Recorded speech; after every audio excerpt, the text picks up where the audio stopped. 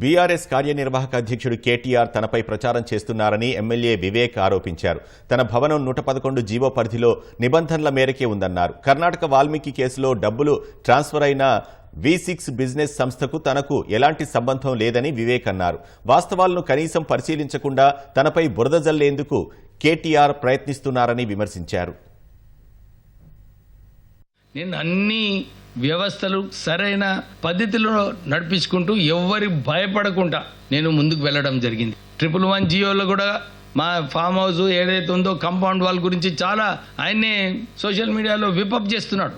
అది నేను కట్టుకున్న కాంపౌండ్ వాల్ కాదు, కానీ ఏదైతే చట్టం ప్రకారంగా జియో 111లో 10% రిక్రియేషన్ జోన్లో 10% కట్టుకోవాలి. నేను ఆ పరిధిలోనే నా కన్స్ట్రక్షన్స్ ఉన్నాయి.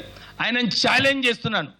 నిజంగానే నువ్వు ఏదైతే నా మీద ఆరోపణలు చేసినావు నిరూపించు. ఏదంటే దేనికన్నా సిద్ధంగా ఉన్నాను నేను.